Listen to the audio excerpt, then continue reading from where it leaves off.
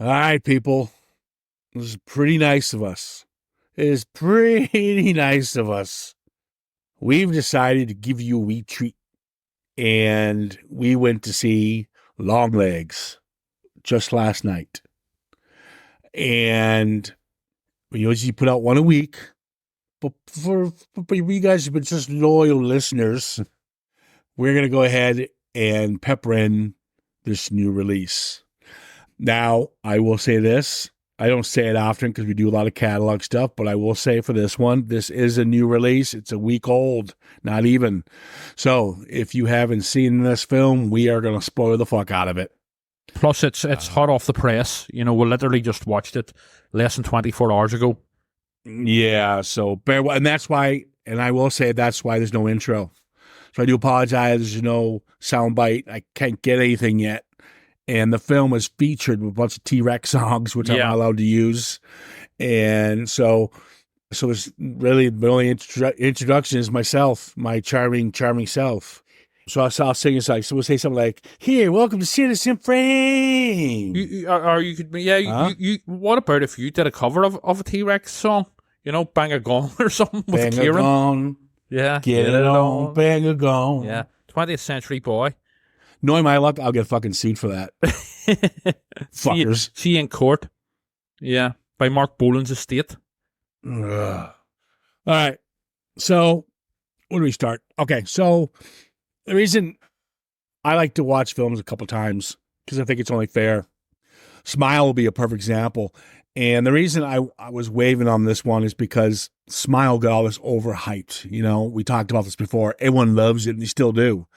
I went to see it. I thought it was a piece of shit, but I thought that was all the overhype, right? Yeah. So I had to go see it again because, to be fair, that was still a piece of shit. I wasn't impressed with it either. Yes. So Longlegs was the same thing. Longlegs is getting fucking rave reviews. Best film since Silence of the Lambs, scarier than hell, and creepy. Okay? And I didn't have to see it twice because I wanted to marinate it. I wanted to marinate for the night, and I pretty much have my verdict. And also, we're here to set the record straight in terms of whether the hype is worth it or not. Exactly. The one thing I will say before we talk about this, it is way overrated. It is, but I think people, after thinking about it, need to experience it. I think that's the perfect way of doing it. But guys, if you're looking for James Wan jump scares, and you're looking for, you know, we'll dig into the serial killer aspect of it. Yeah, well, but if you're looking for traditional horror, I don't think you really look for it to go in a different direction. This, if you're fans of anything by David Lynch, if you're into elevated horror, or if you're into movies like Seven, is a perfect example. Manhunter, Michael Mann style of storytelling. This is for you. And clearly, I mentioned a pretty good list of people there, so this might be for everybody. But guys, it's not Gorefest. It's not a slasher film. And I will say this, I do feel the trailer misleads people. And so you might go in there misled. I felt a little misled. But I don't know if that's the filmmaker's fault, because more of the misled came from the reviews. I was just going to back that up. Actually, that's what I was going to say. Basically, I think the hype is a misdirect in that it's being even promoted on the tagline, which would have come from the studio. Like, you know, this is this generation's The Silence of the Lambs. It's not. It's it's its own sort of entity in and of itself. It's apart from it being about the FBI, going after a serial killer, it's not really in any way like The Silence of the Lambs. And in fact, I would say that it has much more in common with Thomas Harris's previous novel and the film adaptation of it, Red Dragon, and which later became Michael Mann's Manhunter. Yeah, guys, this isn't a big action piece. Sadly, it's not a pot boiler. Just let me down a bit. And it's not a whodunit. It's about mood and atmosphere. More. Exactly. And that's where I was teetering. We're going to jump into it here. But again, this is more a character study. That's it. And they pepper in this occult or this backstory, which we'll jump into. It's going to be fun to talk about, to be honest with you, because like I said, I hate this fucking elevated horror that's coming out and fucking tree trunks and naked people. And I wouldn't class this as elevated horror. Can I finish, please? Well, I'll think about it. Go ahead. You elevated horror snobs think you can just interrupt people. Interrupt people. No, and I always rip on Trevor because he likes this occult kind of stuff. Yes. And I don't get it. Wasn't a big fan of Rosemary's Baby as much as I could appreciate it. The Wicker Man was a fucking nightmare. Lighthouse was a fucking worse than a nightmare. Hereditary was a massive disappointment. The Witch was, it had the cool goat. But at the end of the day, they all disappoint me. And so when I knew the direction they were going, I was like, fuck no. But I turned to my left and I saw Trevor going, yes, yes. But there's no naked old people and there's no trees. Sadly. So I was happy, but I knew Trevor was a little hurt by that. Yeah. Because he loves his naked old people and trees when it comes to his occult horror. Well, I would say, right, like as I said just now, I wouldn't say this is elevated horror, but it is, it's all about mood and atmosphere. It's certainly satanic horror. I think a lot of people, as part of this hype are calling it just, a sort of almost like a police procedural thriller. Now this is an occult satanic horror. It's supernatural. Yeah, I would go. It's a very smart film. Okay, you know what? We're jumping into it now, and let's just start from the beginning. Once upon a time, there was an ad. It was a podcast. Well, can I finish? Why do you got to interrupt? Sorry. Go ahead. Once upon a time. Go ahead. Elevated horror people. I'm not an elevated horror person. Oh, yeah. You just prove it right there. No, I'm not. You interrupt me again. Oh, there it is. All right, start with story time. Well, Ciaran. there it is. Blew it. No. I was going to do something stupid like, once upon a time, there was an actor who gave us the great Norman Bates. Yeah. And his name was Anthony Perkins. And he gave us a son by the name of Oz Perkins, which leads us to our film today. Don't forget Nick Cage. Oz Perkins. Why did you bring up Nick Cage? I wasn't even talking. Because he's the star of the film. No, I said, oh my God. Right, just continue. Actually, Nick Cage isn't the star of the film, but he's top billed. Oh my, because he's Nicolas Cage. Yes. I know he's not top billed, actually. He's actually Nicolas Cage in the credits. You didn't even pay attention. Wow. He's a star to me. Elevated horror. There you are. But Oz Perkins has been kind of playing odd roles. He's mainly an actor, but he's got a couple street creds for directing, like about 4 or 5 films. And I've seen all of them, actually. And they're actually pretty good. They're kind of a style. They take something from that might have worked in a different film, or he'll pepper in little nods, kind of, like a Tarantino kind of style, but he makes the film completely his own. I did a film called February, which was pretty good, with Emma Roberts, I think, is in that one. It's pretty good. I did Gransel and Hansel. Yes, it's reversed, but that's just the way he works. He also did a recent episode of the rebooted Twilight Zone series, the Jordan Peele Twilight Zone. I haven't seen the episode, to be fair, but I know it features the return of the Cannabits, which were iconic aliens from the classic episode of the Twilight Zone in the 60s called To Serve Man. But I haven't seen his new episode of it yet, but I know he directed it. Yeah, so he's worked with, plenty of talent around him and stuff like that. So this one would probably catapult him. Oz Perkins has a Ty West feel to him. Very independent, really doesn't go mainstream. I'd agree with that. This is a very independent film. And so he definitely has that. And I can't see Oz Perkins going outside that box like Ty West. I think they're kind of happy where they are, and that's cool if they make, movies like this. So, yeah, Oz Perkins, we got the scene stealer is, believe it or not Nicolas Cage to me. It's going to be the lead actress in this. She plays Agent Harker, Monica Monroe, We know her from It Follows. And I'll tell you what about her performance. Her performance is so spot on. She's a FBI agent. And the great thing about the character, and guys, this is spoiler Phil, I'm about to give you a big one here. Through most of the film, she plays a girl who's very reserved, quiet, almost depressed. Yes. But it's the late 90s. So I think what they were trying to do in the film is that she's somewhat autistic. And the Longlegs killer leaves these notes. And this is more of a Zodiac killer kind of style notes. So they need someone to cipher the notes, and she can look at them.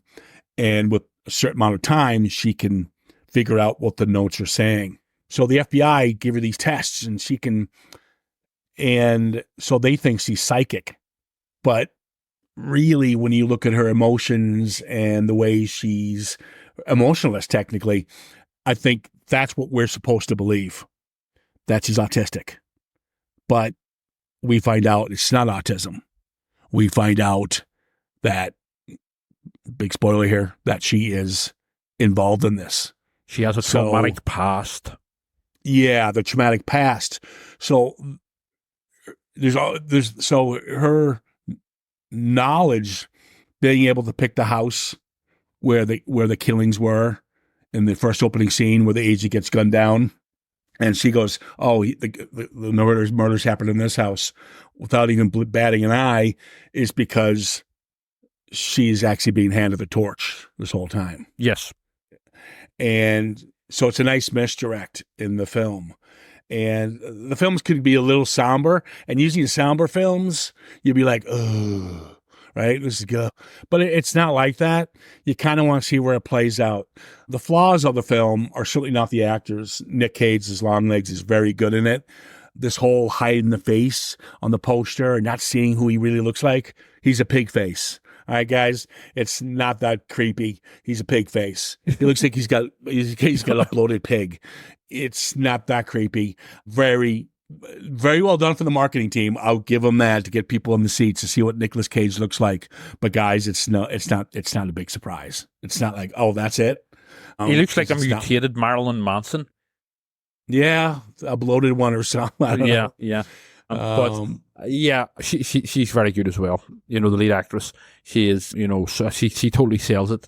So she does, and carries the film, because you know, Nick Cage isn't in it that much. Yeah, he's not, and so he's not much of a scene stealer, because the scenes he's in, he's by himself. Yeah, he does near the end. When the prison scene, obviously he takes it from her. But you've got also Blair Underwood, who plays Agent Carter. Elisa Witt's very nice to see. She plays the mother. Michelle O'Lee, Agent Browning. And then you've got a little cameo by Ciaran Sipka, I think her name is. She plays Carrie Camara. Now you focus on the Camara family quite a bit. And I'm hoping, Trevor, you can let me go ahead. I'm going to go real quickly on what I feel, kind of like what we did with Mulholland Drive. Yes. And then you jump in, and then we'll discuss it from there. Yes. So, because I got a couple different questions that I didn't catch at all that you might know. So in the beginning, we see the girl, and it's shot through that. It's kind of clever because it's in the 70s. So it's shot through like an 8mm. Yes. Okay. The ratio. And that's another thing. What he does, he doesn't give you timestamps. So every time they're in a scene and they know you're in a different kind of era, different decade, there's always a big picture of a president. Yes, but also on the wall. What he does is for the scenes in the 1970s, there's the ratio change in terms of the size. Yeah, exactly. That's what I'm saying. Yeah, that's what I'm saying. The 8mm. Yeah, kind of, you know. And then you had music, T-Rex is playing, that kind of stuff. Yes. And now, guys, the plot twists and turns here, there isn't any. Okay? And that's one of the letdowns for me. There's no surprise here. We pretty much know and that's one of the movie's downfalls. Well, here's the thing, Ciaran. I would say a lot of people, I agree with you, but a lot of people are saying there's a great twist in it. So a lot of people, the twist, while we were sort of expecting it, well, there's a couple of twists, we were expecting it. Again, I'm not trying to sound arrogant on our behalf, and that, you know, we had it worked out. But I have seen a lot of people online saying it features a great twist, that they weren't expecting. Yeah, that's That's us probably because we see a lot of films. I'm gonna be honest with you, that's probably what it is. And Possibly, we know horror pretty well. Yeah. And that's not arrogance, that's we just know it. But the guys, if you know, and if you do catch the plot twists and you're listening to podcasts, you know, you done it and you're listening to podcasts, whoops. Yeah. But listen, it's not. You know the little girl's her. You know the mother is nuts. Not nuts. She's just disturbed because of what she had to do. Yes. The story pretty much focuses on the life and the day of Agent Harker. And so what happens is she's approached by Longlegs in the beginning of the film. She's then that kind of cuts away. We don't see much. Now we're back to the 1990s, and she's now an agent for the FBI. They think she's a psychic. She's really not. They think she's autistic. We all think that in the beginning. I actually thought that. But then as the movie continues, you start realizing that she's working, not willingly, working with Longlegs, and so is her mother. Yes. Her mother is the one, he's just the marionette, and they're his puppets. Yes. But Harker doesn't realize she's a puppet as of yet. Mm-hmm. And the mother is clinically depressed because she has to do this for him. The only reason she is doing this for Longlegs to help kill these people is because she made a bargain, technically with the devil. Yep. Spare my daughter. That was seen in the beginning of the film. Spare my daughter, and I will do your dirty work. So she goes house to house with these dolls and plants them to have these people pretty much commit murder-suicide. Yes. And inside the dolls, he's a doll maker. You know, a Cage character, his surname's Cobble, isn't it? He's basically a doll maker. Cobbler. Cobble, I think, maybe, I don't know. But he's basically a doll maker who he's also a Satanist. And there's all this commentary on the whole sort of, devil's music and stuff, with the sort of the T-Rex soundtrack and stuff. But yeah, so he's a doll maker who's making these dolls, and inside the dolls' heads, there is this orb which contains a little bit of him while he's working for the man downstairs, as he calls him, basically the devil. So the dolls are basically possessed with a little bit of him, Cobble, in league with the devil. And then whenever they are gifted to these families through the mother character of the FBI agent, basically the families then become possessed and butcher, or like the father will butcher the rest of the family. Now let's stop there. Okay. There's a question I have for you. Yeah. What's his MO? What, he's just a Satanist. He's an evil. Yeah, I mean, it goes back to the classic. We never really find out Hannibal Lecter's MO, and the most terrifying sort of villains or killers are the ones where you don't know why they do it. Although they do explain it in the later Hannibal Lecter novel and film, but that sort of ruins the magic. It's like you never find out why he does it, but all we do know is that it's because he's a Satanist and he's in. Well, how does he pick them? How does he pick them? Is to do with their birthdays. I know the birthdays, but how? Okay, January the 14th. And what's the V for? The what for? They find out that it's a V. Yes. And the V that needs to be finished. So they're in this code. It's an algorithm. She found out, and the murders track a V. And there's one date, the 13th, that needs to be fixed. Yes. We find out what the daughter of Chimera, Carrie, does. Yeah. Kind of honor that. But what's the V represent? 5? No. It's an occult symbol. So it is. So it's. Oh, that's right. I remember that now. Okay. Yes. Yeah. But it's also connected to snakes and the Book of Revelation in the Bible, where basically this beast rises out of the sea with the serpent rises out of the sea with the many heads and the crowns on the heads. He's basically, I think, his ultimate goal is to bring about the end of the world. And the whole time, because we see bugs and stuff coming from the locked basement, he's been living in that house the whole time. Her house, not her. That's where his. Is that where his basement is? Yes. Right. Okay. Right. Because you remember when she goes back to her house? Yeah. And the mom kills the cop? Yes. And the mom, she gets knocked out? Yes. And she wakes up in the basement of that house, but it's his. Yes. So he's been using her house. Right. Okay. And that's why the basement was always locked. Right. Okay. Yeah. It's not made explicitly clear on that, but yes, that makes sense. Yeah. Guys, so the mother is dresses like a nun, and she goes, the church is on giving your daughter a gift on her special day. And it's these beautifully made dolls. Give him credit. He's very talented, man. Too bad he's fucking nuts. But they unbox them and they have this veil on. And there's fucking creepy shots. And it reminds me of Roseberry's baby when she looks in the baby's eyes. When it's just a glow, and it's quick. You got to Satan's eyes, Satan's eyes, these red eyes, yes, and it goes white, and then it's just very, very creepy. Now that when you're hearing creepy and atmospheric, that's what they're talking about, guys. There's no chase sequences in this, but it does have a very Seven feel. And the reason I say that is because Harker's a lot like Brad Pitt's character, where she's pretty much the end game, and so is Brad Pitt. Yeah, and so that's how I kind of put that together. And also the fact that in Seven, the Kevin Spacey killer character gives himself up. You know, there's no big shootout or whatever, no big heroic thing, and it's pretty much the same here with the Nick Cage killer character. You know, gives himself up to the police, more or less. Yeah, because he's gonna self-sacrifice. Yes, you won't believe how he self-sacrificed. We'll get to it, but see, the only thing that upset me a bit, and it's a big one actually, when she goes to Agent Carter's house, and she meets the daughter, and the daughter goes, "Would you like to come to my birthday?" Yeah, and she goes, "Yes, I would like that." She's very good, Hart Monroe. She's very good in this because she's. You really do feel sorry for her because she doesn't know how to adapt to other people. That's right. And she plays it like a robot. Yeah, that also sort of backs up the whole sort of, at first you're led to believe that she's autistic. Exactly. Yeah. But she's under a spell, technically, is what she's under. Yes. But we don't know that. I didn't know that she was. I knew there's a great takeaway.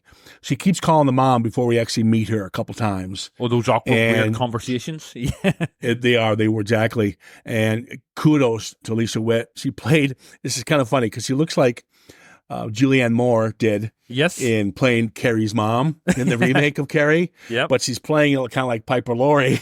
Yeah, from the original Carrie. She's very good in it. The actress here, and it's nice to see Blair Underwood getting a good chunk of part. I followed his career for years. The acting right across the board is top notch here. Yeah, and there's only 4 or 5 people you got to focus on here, people. Exactly. So it's not all this big characters you got to fucking follow, and it's very simplistic. Yes, it actually is very simplistic in the storytelling, despite some of the little things I couldn't quite grasp. But yeah, so when she does go, she does invite, yes, go to my birthday. I knew right away. Yeah, the writing was on the wall. Yeah. Blair Underwood's in trouble. Agent Carter's in trouble. But what works for it is the anticipation of what's going to happen or when it's going to happen. Yes, the tension. Because, see, to be fair to this film, because this is indie, and like you said, akin to sort of Ty West, we don't know how this is going to pan out, and that creates a great tension where what's going to happen here? You know what I mean? Because all bets are off. This isn't like a sort of mainstream film where the hero's going to save the day and get the girl or that type thing. All bets are off here, so that there is a tension that's created through not knowing what is actually going to happen here. But if you listen to this podcast, you will. Yeah, you know what? I'm going to break it down right now, what you just said, because the film, now I'm talking about it more. Yeah. It's very fucking clever in slowly opening up Pandora's box. Yes. And it's all about the conversation Harker has. First, we find out that she's a master, code breaker. All right. Yeah. Boom. Then a letter is left inside her cabin while she's outside. Longlegs has left her. Do not open the letter till the 14th. Clearly, she opens up that letter, but she doesn't tell the FBI about this letter.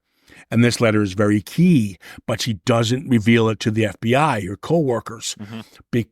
We don't know why. I never knew why, but now we do. Yes. because there's something in her telling her not to do it because it might show her involvement or her mother's involvement.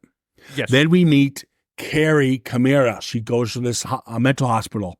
She is the surviving daughter of one of these murder-suicide families we kind of focus on most of the film.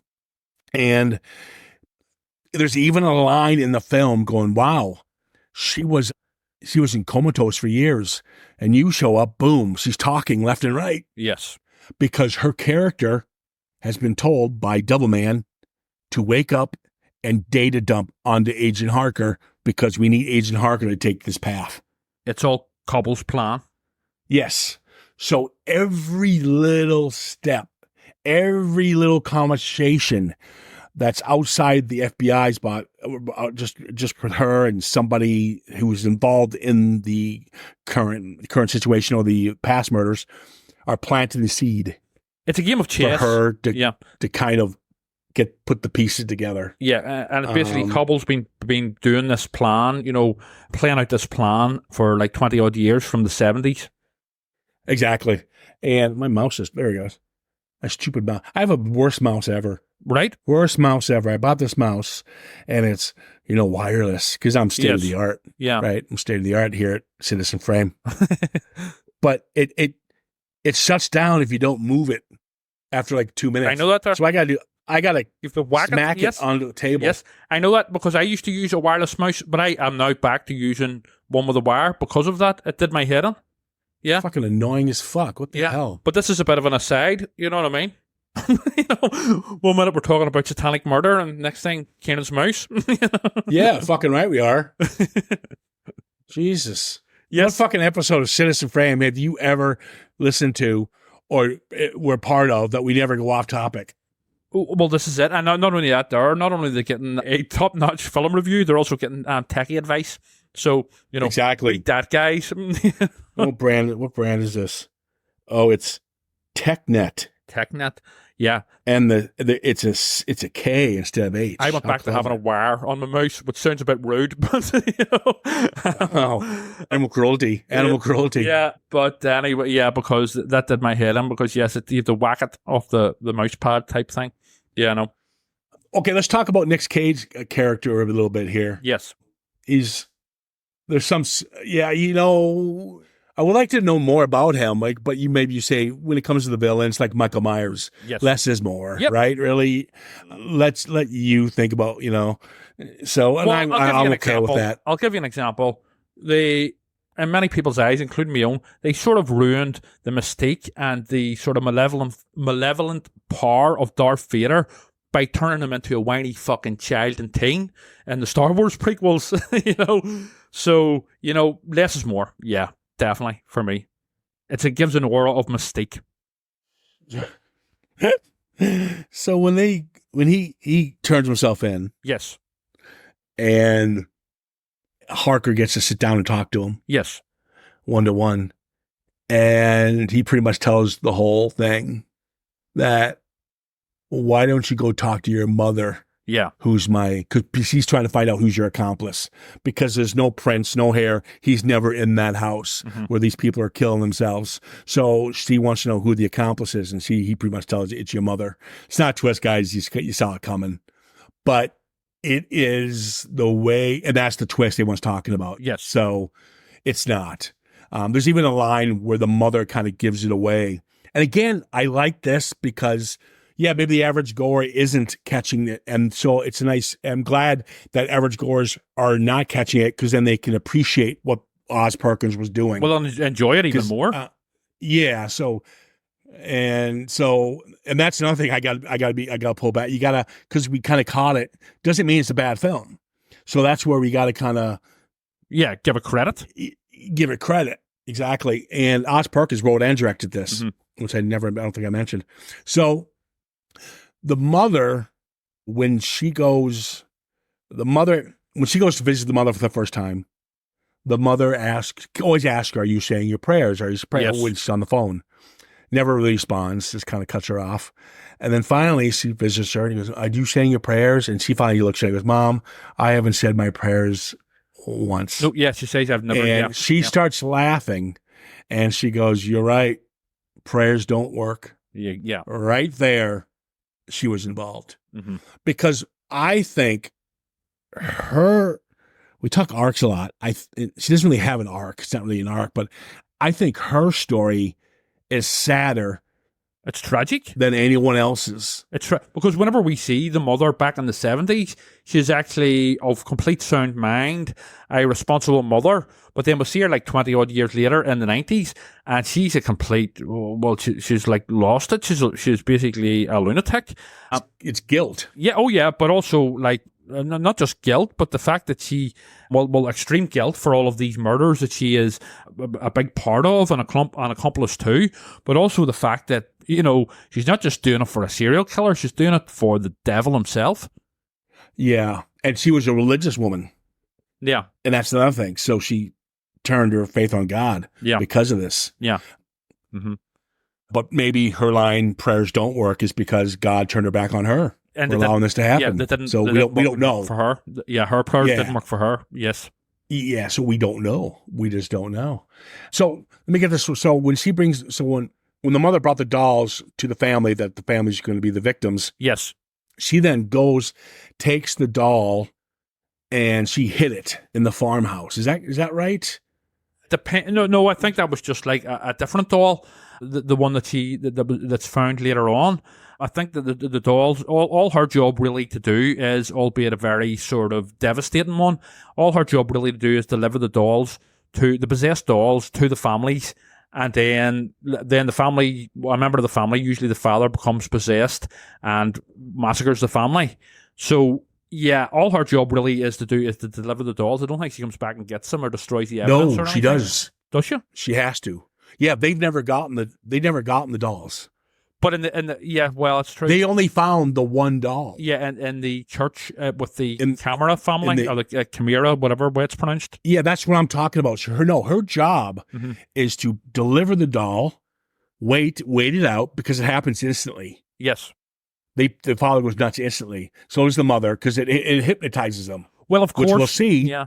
We'll see it with with Blair Underwood's for Agent Carter's family. Yes. It's instant. Yes. So she just waits, and then she takes the doll away. So she's basically the Mr. Wolf of this film for Nicolas Cage. She's the fix-it lady. Yeah, the clean-up lady. The cleaner. Yeah. And the one doll they do find, they planted the seed for her to find that so she can start. Because this is the FBI, and they would have noticed that the connecting thing to all of these cases, it would have been too big a clue to leave behind, because the connecting thing to all of these cases would have been the doll. So yes, yeah.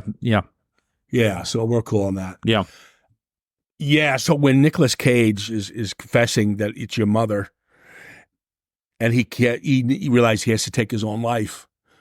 Fuck, I've never the way he does it, and the visuals. It's just teeth and all ripping out, and he slams his face about 3 or 4 times as hard as you can on the table in the interrogation room, and it's brutal. And he kills himself technically, and obviously even Parker then has to run home. She has to run home to see them, get to the mom, and that's where we find out the whole story. Yes, but here's where I get a little confused, but again, I think it's what you're saying, and I know you love hearing this. It's open to interpretation. Yep. So at the end, she's got to rush over to Agent Carter's family's house because she forgot. Guess whose birthday it is? It's his daughter's. Yeah. So he gets there, and there's the doll just sitting there, and there's Blair. And he's quiet, but he's not this fun, loving father that he was. No, he's changing. The mother's kind of clueless because she's hypnotized, and the daughter's just hugging the doll or enthralled by the doll. So she doesn't know what's happening. And obviously, Agent Carter gets into a fight with his wife. Come in the kitchen with me, honey. And pretty much kills her. You hear her screaming off camera. You don't need to see it, guys. It's creepier when you don't see it, believe it or not, because she's a lovely woman. So you hear this lovely woman being slaughtered, and there's nothing you can do here. You just hear this like stab noises and stuff. Yes, and you hear him grunting, and he's a big guy, so he's tearing into her pretty horribly. But then he comes out, and then she shoots him. She has no choice, and she gets the girl. She points at the doll, but the bullets are empty on the gun. Yeah. And she just stares at it, and then cut to credits. Yes.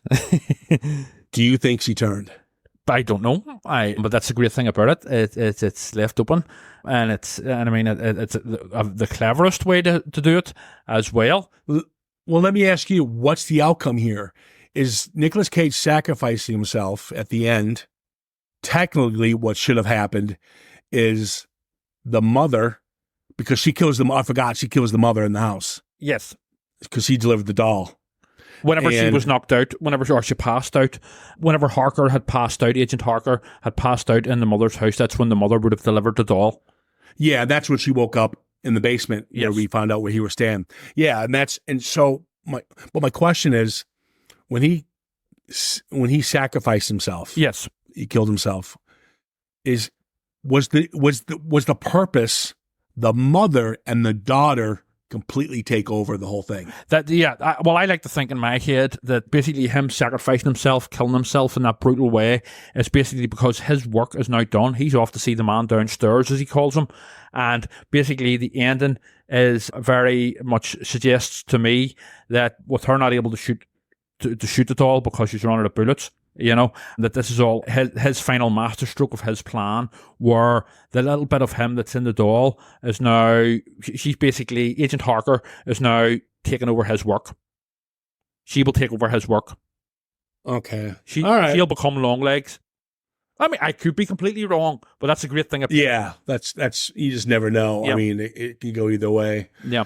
And I'm a bleak bastard anyway, so I like my own happy endings, especially with horror. You're a sick bastard. You got that right, sick bastard. So yeah, there's Longlegs, guys. Do you know why they call it Longlegs? Well, that's what he called himself. What? I don't think he's Longlegs. Well, maybe Longlegs is... It's the devil. The devil, yeah. I know because the notes being written are technically the words of the devil. Yeah. And he's signing it Longlegs. Mm-hmm. And Longlegs makes sense because technically the mother and Nicolas Cage are extensions of the devil, right? Yeah. Of the devil from the man downstairs. Yes. Giving him long legs, if that makes any sense. No, I would run with that. But also the devil has had multiple names throughout time in human history. So, yeah. Yep. Well, there you go, guys. How would you sum it up here? And then, what? How would you sum it up? Give us your overall opinion. Talking about it, I like it more. Yes.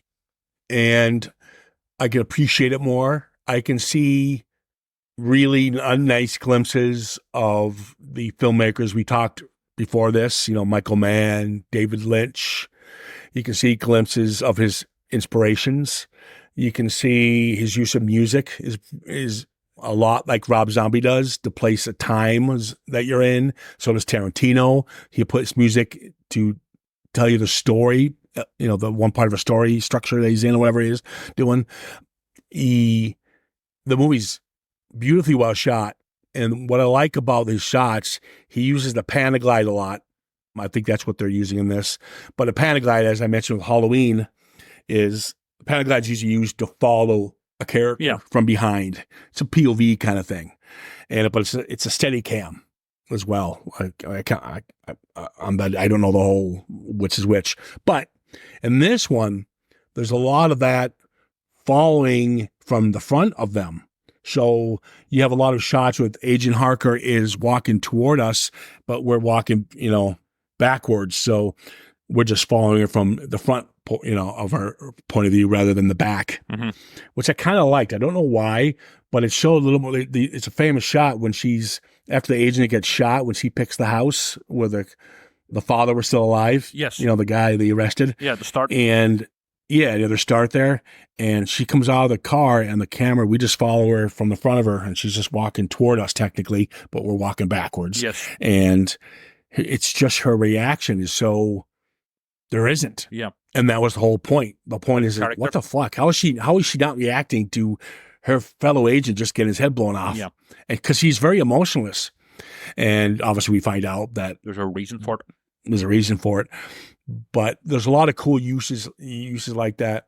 I am let down by the critics really overselling it. I am let down by the marketing of, oh, what's he look like? Yeah. Guys, he's a bloated pig. It's the hype. And the sad thing is you didn't need to do it. Yeah. You really didn't. Nicolas Cage is Nicolas Cage at the end of the day, but I'm actually happy to see Nicolas Cage in a big blockbuster. This movie's demanding a shitload of money in the States, and it's still growing. I guess it has legs. Yeah. Boom, boom. No, I mean, for me... real quickly, I'm not into the occult crap. I like a couple of them, but that's more voodoo and stuff, the believers and people, what do you call it? Stripper on the Rainbow. Yes. But this is more, like you said, Satanist. So Rosemary's Baby would be a better example, I guess. But for a guy who doesn't like that crap, I actually went with it because what works, and this is going to sound fucking silly and freak boy here, Trevor, probably like, oh my God, Ciaran gets it. I like horror films that teeter with reality. And what I mean by that is, Satan's not coming back, and he's not coming back in the doll. He's not going to take over the mind of the dad. The dad's not going to kill everybody. It's silly, don't get me wrong, but it's played so dead straight. Yes. There's no humor in this entire film, guys. These guys play it fucking dead straight, and they don't overdo it. They don't overdo the shock value and the violence and the gore. The reason they don't do that is because you walk away kind of seeing this because can this really happen? Mm-hmm. You almost see it like real life. And I know that sounds funny, but that's how well it's shot, because it's so grounded in the way they tell the story that you're like, fuck. Yeah. Yeah, it's so believable. In the terms of the universe that it sets up, the story. Yeah, I thought it was fantastic, and I'm not a fan of hype, and that's why I generally tend to ignore it all, and sort of just go in with as open a mind as I can, without being affected by any hype or, sort of all the buzz around these things. But, and because let's be honest, usually we're disappointed. But I think that the hype was a misdirect, as we discussed already, and I loved it probably for very different reasons than the hype was given it, if that makes sense. Superb atmosphere of dread, really nailed that. Superbly directed and very, very atmospheric. And really parts of it really disturbing and get onto your skin. Brilliantly acted. I would say there is some humour in it from Nicolas Cage's character, but hey, it's Nicolas Cage. It's going to be a humorous in some sort of way, like over the top, crazy, bonkers humorous. But apart from that, played dead straight, grim, unsettling horror, right up my street. This is the sort of thing that's made for someone like me. I loved it. Yeah, so Freak Boy liked it, so that's the important thing. They want to join my cult? Jesus. I'd love to see your fucking dolls. It'd be fucking creepy as fuck. Well, they'd probably be shit because I'm you rubbish. Would probably be like, I'm no fucking cobbler. You'd probably be like a fucking Cabbage Patch Kid or something that you got from some fucking Oxfam. But actually, Nicolas Cage does not look on like a Cabbage Patch Kid in this. He does. He's got the chubby cheeks. The bloated he's a pig man. Yeah. He's a pig man. Yeah. The bloated face and stuff, Yeah. He's basically paranoid Marilyn Manson, but who's also a Satanist. As is Marilyn Manson, arguably. Oh, see, there you go. Maybe that's what they're going for. Possible, yeah. Very possible. Yeah. Well, listen, guys. I know I always say at the end of the podcast, give us a shout, but I actually do want you guys to give us a shout at citizenframe_ podcast on Instagram or on Facebook, and just put your comments down of what you thought about it. Do you think we're kind of right with the overhype a little bit? But keep in mind, guys, just because we're saying it's overhyped, we're not saying it's very good. And I just don't want the film to take a hit because it's overhyped. If that makes any sense. Yeah. Because you didn't need it to be overhyped. Which striking a balance. So, yeah, run with it, guys. Because next up, I got Street Fighter, so yep. We're going from this to Jean-Claude and Kylie kicking ass and Shabalubu or whatever you call that made up country in the film. Oh my God, Jacado. No, Oh no, I'm thinking of. It's Chattanooga. Hey, by the way, guys, I just put out King Solomon's Mines. I had to watch that fucking thing 3 times. All right, so you better fucking listen to that one. We don't have enough downloads for that. You better fucking. I had to watch that thing, so you better goddamn listen to it. I don't care if you have to download it and not listen to it, but you better fucking do something. So I want those numbers to go up for King Solomon's Mines. Agent Harker's mother had to basically deliver dolls to murder people for the devil. But Ciaran had to go even one worse and watch King Solomon's Mines 3 times. Yep. Followed by Street worse. Fighter.